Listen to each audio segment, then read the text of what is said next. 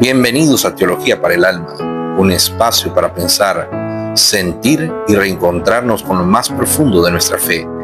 Aquí exploramos la palabra de Dios no solo con la mente, sino con el corazón, buscando comprender no solo lo que dice, sino lo que transforma, porque la verdadera teología no es solo conocimiento, es vida para el alma. ¿Qué tal?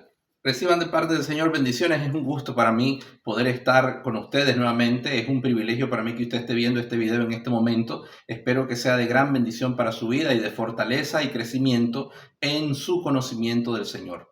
En este día vamos a continuar lo que iniciamos en el estudio pasado, donde estábamos analizando un poco lo que tiene que ver con la revelación y con la formación del canon de la Biblia. En el estudio pasado mencionábamos algunos descubrimientos que trajeron a la palestra una discusión acerca de los libros que se encuentran incluidos en nuestro actual canon de la Biblia. Es decir, estamos hablando de los descubrimientos del Mar Muerto o los rollos del Mar Muerto, los evangelios de las cuevas de Nag Hammadi, y estamos hablando también acerca del códice descubierto en 1975 que contenía también el evangelio de Judas. Esto trajo, como dijimos, una discusión de por qué estos evangelios y estos libros no están formando parte del canon sagrado de las Escrituras, por qué fueron excluidos. ¿Será que hubo un interés particular de un segmento religioso que quiso alejar o quiso mantener alejado el mensaje de estos libros para tener un mensaje controlado del evangelio? Y en fin, esto ha creado la discusión de si estos libros deberían de estar formando parte de la Biblia o las razones por las cuales no se le incluyeron en la Biblia. Vamos a tocar un poco de eso, pero para eso pues vamos a introducirnos en lo que es el canon del Antiguo Testamento, que es la primera parte de la Biblia, el canon del Antiguo Testamento, que en nuestras Biblias protestantes, en nuestras Biblias evangélicas, el aceptado son 39 libros del Antiguo Testamento. Esto coincide con los libros que forman parte de la Tanakh, que es la Biblia hebrea, solo que la forma en que los libros están ordenados y segmentados dentro de la Tanakh es diferente de la forma en que nosotros tenemos ordenados nuestros libros en lo que es la Biblia aceptada por los protestantes. Dentro de lo que es la Tanakh, la Biblia hebrea, tenemos primeramente un segmento llamado la Torá. La Torá es lo que nosotros conocemos hoy en día como los libros de la ley o los libros del Pentateuco, que tradicionalmente se ha creído, se ha enseñado de que fueron escritos por Moisés, el profeta que sacó al pueblo de Israel de Egipto. Estos libros están conformados por el Génesis, por el Éxodo, por Levítico, Número y Deuteronomio. Dentro de la Biblia hebrea, los 5 libros de nuestro Pentateuco corresponden a la Torá, la primera división de la Tanaj. Ahora, después de la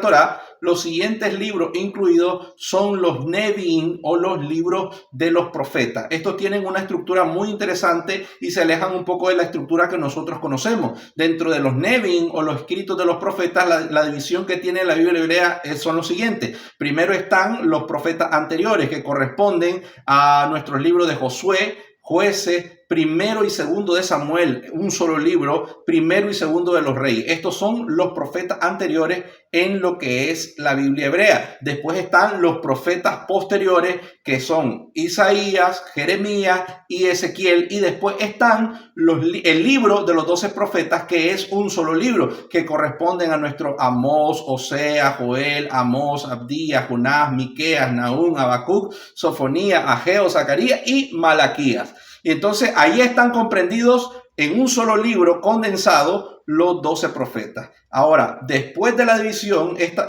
los profetas anteriores, que correspondían, como dijimos, a los libros de Josué, Jueces, primero, segundo de Samuel, primero y segundo de los Reyes, como un solo libro cada uno, son los profetas anteriores. Los siguientes son los profetas posteriores, que están comprendidos por los profetas que acabamos de mencionar. Después de este bloque vienen los Ketubim, que comienzan con el libro de los Salmos, continúan con Proverbios, Job, Cantares, Ruth, Lamentaciones, Ezequiel, Esdras, Nehemías, que forman un solo libro, Esther, Crónicas, y también dentro de esto tenemos el libro de Daniel. Es interesante que el libro de Daniel forma parte en la estructura hebrea, forma parte de lo que es conocido como los Ketubim.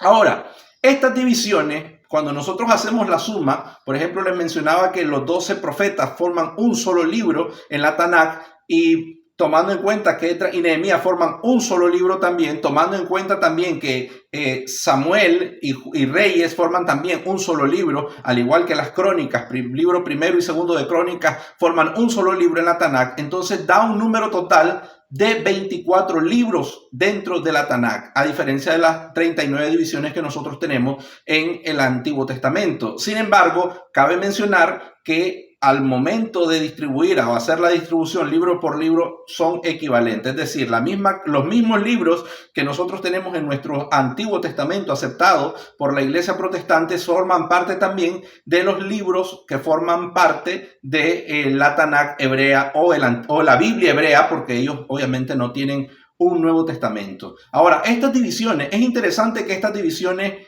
contenidas, que estamos hablando de la Torá, los Nevin, los Ketuvim, ya se encuentran registrados en el Nuevo Testamento. En el Evangelio según San Lucas, por ejemplo, 24:44, cuando están caminando los discípulos en el camino de Maús, después de la resurrección de Jesús, y Jesús se junta con ellos, dice que Jesús, parte de lo que enseñó a este grupo fue precisamente sobre lo que estaba escrito sobre él en el libro o los libros de los profetas. Ahí en el Evangelio según San Lucas, en el capítulo 24, en el versículo 44, la palabra del Señor dice, les dijo, esto es lo que yo os decía estando aún con vosotros, que era preciso que se cumpliera todo lo que está escrito en la ley de Moisés, la Torá, y en los profetas, los Nevin, y en los Salmos. Salmos es el primer libro de los Ketuvim. Entonces, ahí están las tres divisiones registradas de lo que es la Tanakh hebrea. Esto es importante porque significa que ya para tiempos de Cristo, lo que era el canon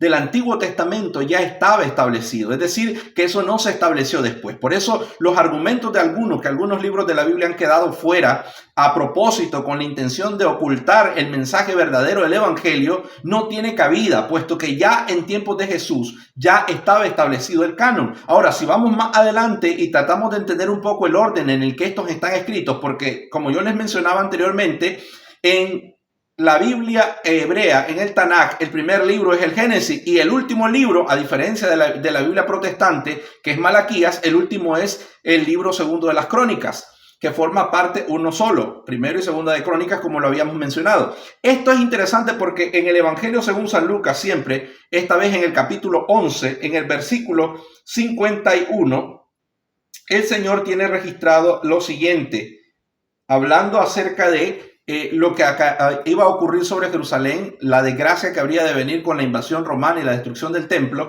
En la profecía de Jesús acerca de esto, dice en Lucas capítulo 11, versículo 51, desde la sangre de Abel hasta la sangre de Zacarías, asesinado entre el altar y el santuario, si os digo que le será pedida cuenta a esta generación. En otras palabras, Jesús estaba diciendo que el primer mártir registrado en la Biblia es Abel, y el último mártir registrado en la Biblia hebrea es Zacarías, en este caso hijo de Joíada, ¿verdad?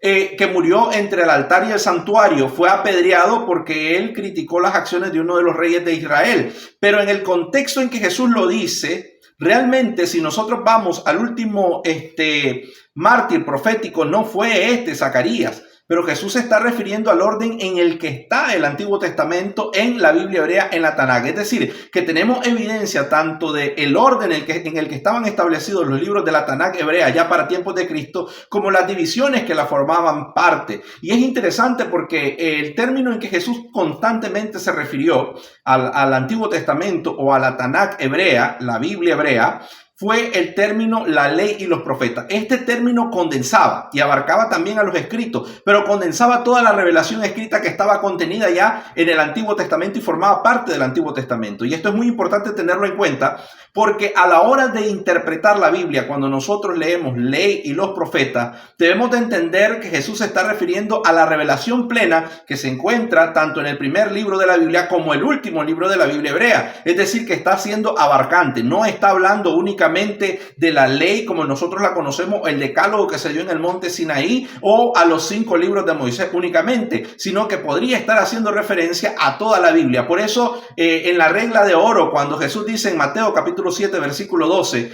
que la regla de oro, o mejor dicho, la ley y los profetas se resume en hacerle el bien al prójimo que nosotros queremos que nos hagan, ¿verdad? Estoy parafraseando el versículo, estoy parafraseando la regla de oro. Todo lo que vosotros queráis que los hombres hagan con vosotros, hacedlo vosotros con ellos. Esta es la ley y los profetas, dijo Jesús. En otras palabras, Jesús estaba diciendo que el resumen completo, la esencia absoluta de la revelación que Dios había hecho en el Antiguo Testamento se contenía en esta máxima, es decir, en el bienestar que nosotros podríamos hacer a nuestro prójimo. Aunque ese no es nuestro tema, en otro momento quizás podríamos abundar un poco tanto en el Sermón del Monte como en específicamente la regla de oro. Lo interesante aquí es que Jesús, cuando habla de la ley y los profetas, se refiere a abarcando desde el Génesis hasta el último libro de la revelación del Antiguo Testamento, que en este caso, en el orden en el que está en la Tanakh, es el libro segundo de las Crónicas. Ahora, debemos de entender también, y esto es muy importante a la hora que nosotros vamos a interpretar la Biblia, tenemos que ver que también a veces el término ley se refiere a toda la Biblia. Por ejemplo, en Primera a los Corintios, capítulo 14, versículo 21, Primera a los Corintios, capítulo 14, versículo 21, el apóstol Pablo, citando el libro de Isaías, capítulo 28, versículo 11, dice lo siguiente: está escrito en la ley, en lenguas extrañas y con labios de extranjeros hablaré a este pueblo, y ni así me entenderán, dice el Señor. Como lo decía, aquí Pablo está citando Isaías capítulo 28, versículo 11. Pero Pablo dice, como está escrito en la ley, estaba escrito en los escritos de los profetas. Esto correspondía a la segunda parte de la edición del Antiguo Testamento hebreo, es decir, a la parte de los Nevin. Isaías es el primero de los profetas anteriores, formando parte de los escritos de los Nevin. Entonces Jesús se está refiriendo ya a un texto que está fuera Isaías era de los profetas posteriores. Jesús está haciendo referencia a un texto que está fuera de la Torá, es decir, de los 5 libros de Moisés. Y sin embargo, el apóstol Pablo lo cita hablando de ellos, refiriéndose como la ley. Está escrito en la ley.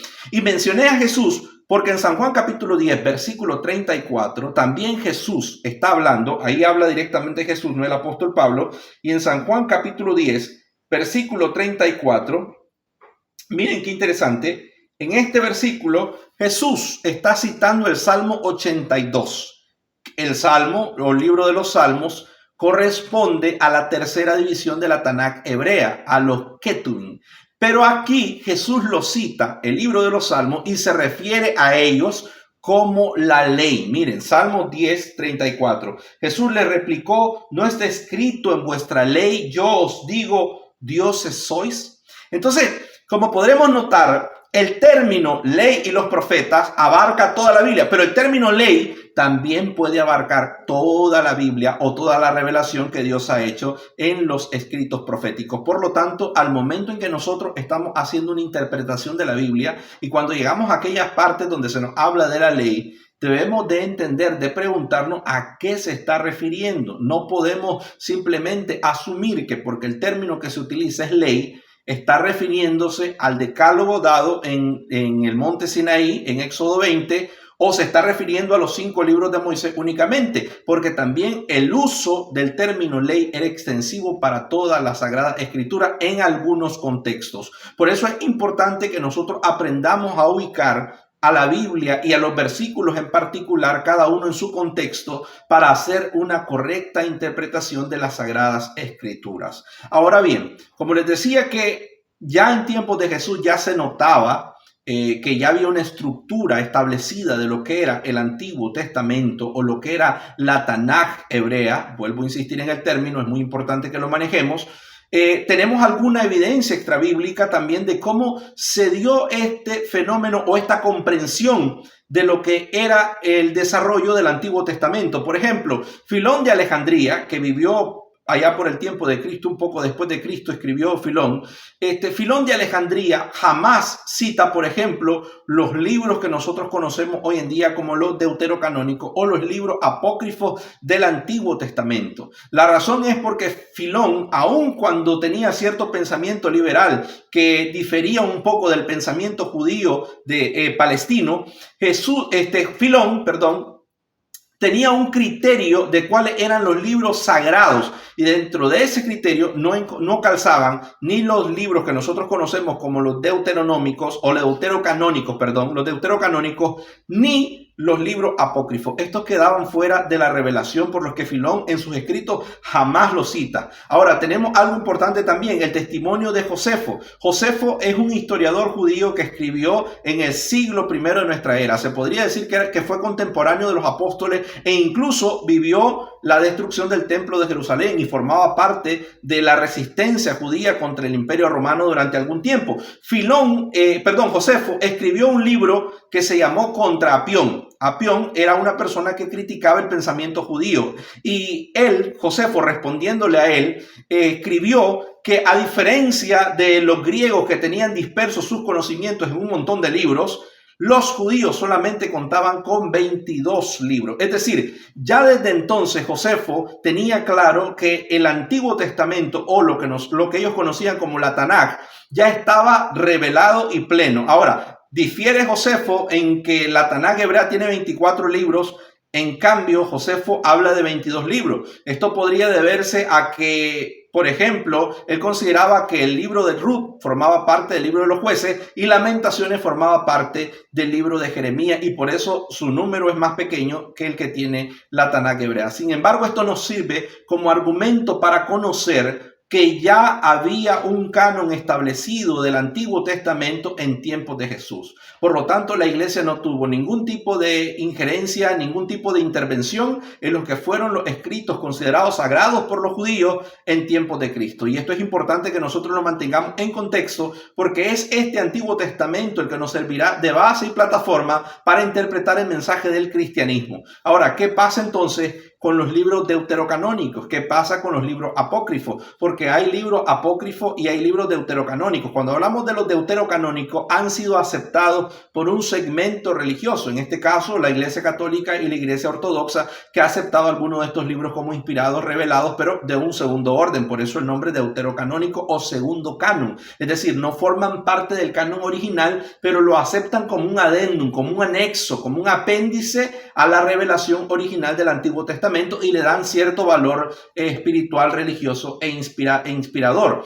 Pero el hecho de que estos libros no formaran parte directa de la Tanaj hebrea ya nos dice algo muy importante, y vamos a analizar un poco la historia o el trasfondo de estos libros. Tomemos, por ejemplo, el libro de Siracida o Eclesiástico, el libro de Ben Sirac.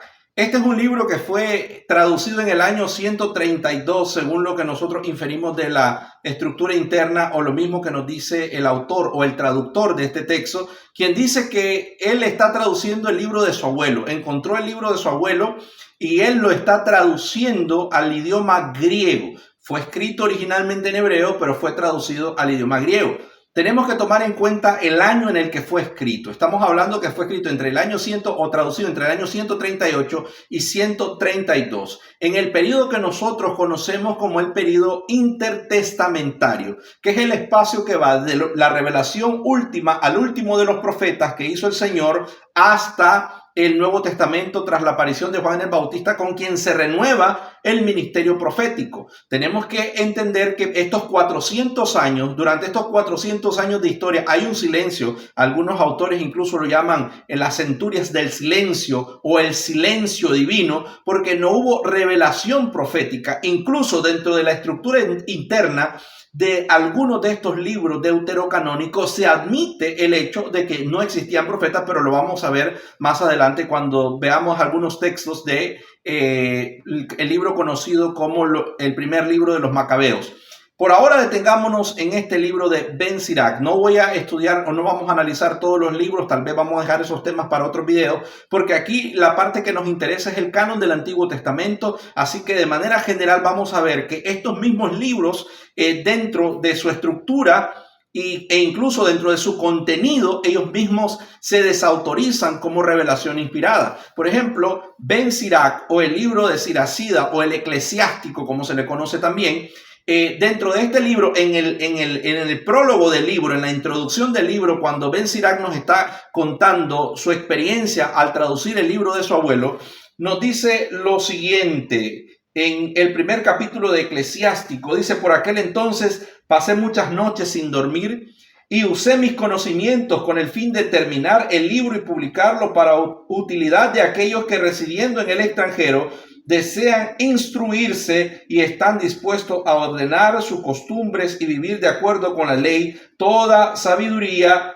viene del Señor. Si a pesar de todo esto os parece que no he acertado en la traducción de algunas frases, debéis disculparme, porque las cosas dichas en hebreo pierden mucho de su fuerza al ser traducidas en otra lengua. Y esto es cierto no solo en este caso, también en la ley y los profetas, en los otros libros. No es pequeña la diferencia que se nota cuando se leen en el original. Así que aquí nos está diciendo el traductor del libro que puede, o él admite que pudo haber estado cometiendo errores al momento de hacer su traducción. Con eso él está desautorizando la revelación, y lo que él pretende no es ser o escribir un libro inspirado por Dios, sino que él entiende que su abuelo era una persona sabia y le haría bien a todo aquel que quiera conocer la sabiduría o experimentarla o aprender un poco de la sabiduría, que no afecta a nadie ni le hace mal a nadie la sabiduría, aprender un poco de los dichos, el pensamiento y el concepto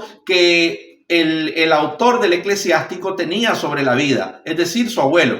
Por esa razón es que no podríamos admitir el libro de Ben Sirac o el Eclesiástico como formando parte de la Biblia. Primero está, y esto abarca todos los libros deuterocanónicos y apócrifos, no fueron escritos durante la cobertura profética, fueron escritos fuera del contexto profético, es decir, en el tiempo en que la experiencia profética o el fenómeno profético dentro de la comunidad pactual de Israel, del pueblo de Israel, había desaparecido o se encontraba momentáneamente inactivo, y esto volvería a activarse hasta la llegada de Juan el Bautista. Por lo tanto, los escritos en este periodo de tiempo no pueden ser considerados palabra inspirada de Dios. Número uno, por el tiempo donde hay una pausa en el fenómeno profético dentro de la comunidad pactual de Israel. Y la segunda razón es porque estos mismos libros estaban influenciados de alguna forma por el pensamiento griego que comenzó a influir dentro de la religión judía, en algunos segmentos de la religión judía. Esto debemos de mencionarlo. Mientras había segmentos ortodoxos y radicales del judaísmo que se mantenían fieles al pensamiento religioso judío original, hubo también quienes fueron influenciados por el pensamiento griego, por la filosofía griega, y estos libros, específicamente los deuterocanónicos, estaban bastante influenciados. Se siente en ellos el elemento mitológico que forma parte de la cultura griega. Por ejemplo, tenemos el caso del libro de Tobías, donde aparece un ángel haciendo incluso maleficios, quemando cierto tipo de inciensos para alejar cierto tipo de espíritus, es decir, un ángel que está básicamente practicando la brujería. Eso es lo que cuenta el libro de Tobías. Entonces, estos libros están fuera del mensaje original del Antiguo Testamento. Y cuando hablamos, por ejemplo, del primer libro de los Macabeos, en el capítulo 9, en el versículo 27, nos dice el texto: fue un tiempo de grandes sufrimientos para Israel, como no se había visto desde que desaparecieron los profetas. Es decir, el mismo libro está siendo consciente, o está manifestando que eran conscientes de que el fenómeno profético o el movimiento profético dentro de el pueblo de Israel había desaparecido, no estaba activo, no habían profetas en Israel. Y esto se reitera en el mismo libro, capítulo 4, en el versículo 47, donde se nos dice lo siguiente: luego tomaron piedras sin tallar, según lo ordena la ley, y construyeron un nuevo altar igual que el anterior. Versículo 46 dice: y colocaron las piedras en la colina del templo en lugar apropiado, oigan esta parte, hasta que viniera un profeta que les indicara lo que debían hacer con ellas. En otras palabras, el fenómeno profético no estaba activo, era el periodo del silencio y el pueblo había sido fuertemente influenciado por la cultura mitológica y por el pensamiento filosófico griego, por lo que muchos de lo que estos libros comparten están influenciados por este tipo de pensamiento, por esta corriente de pensamiento y se alejan de lo que es el tema original de la Sagrada Escritura. Esta es una de las razones por las que en las reuniones de Jamnia, quiero aclarar este asunto. Muchas veces se habla del concilio de Jamnia y que en el concilio de Jamnia se dejaron fuera los libros deuterocanónicos o apócrifos del Antiguo Testamento. No existe tal cosa como un concilio de Jamnia. Después del año 70, cuando se dio la destrucción del templo de Jerusalén y los judíos fueron en su mayoría dispersos, los judíos que sobrevivieron, los líderes del judaísmo que sobrevivieron, se estuvieron teniendo una serie de reuniones en la ciudad de Jamnia con el propósito de preservar, oigan bien, preservar, no definir, sino preservar lo que era la tradición religiosa del pueblo de Israel. Y una de las primeras conversaciones que tuvieron fue acerca de los libros sagrados. ¿Cuáles eran los libros que representaban realmente la religión de Israel? En este periodo o en estas reuniones no se decidió qué libros lo hacían.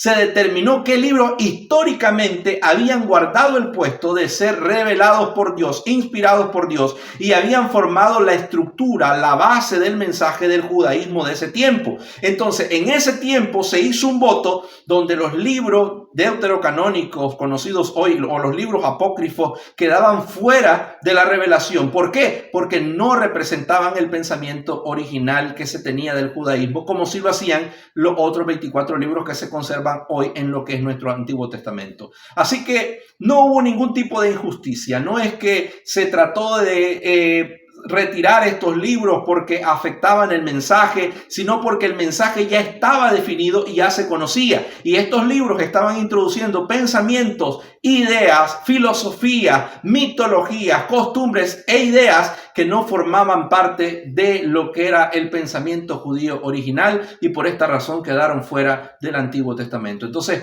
básicamente esta es la historia de cómo nosotros tenemos hoy nuestro canon del Antiguo Testamento, que forman los 39 libros que corresponden de manera exacta a los 24 libros. Exacta, me refiero a que son los mismos libros, a los 24 libros de la Tanakh hebrea y que forman parte de la Biblia hebrea hasta el día de hoy. Así que en otro estudio, en otro video próximamente vamos a estar analizando lo que fue el desarrollo del canon del Nuevo Testamento, y aquí sí tenemos mucha evidencia, tenemos mucha historia que contar y hay demasiado que discutir, pero lo vamos a tocar en el otro video. Que Dios te bendiga, espero que haya sido de edificación para tu vida y para la comprensión de que Dios, habiendo hablado muchas veces y de muchas maneras, aún sigue hablando. Esta vez lo hace por medio de nuestro Señor Jesucristo. Que Dios te bendiga.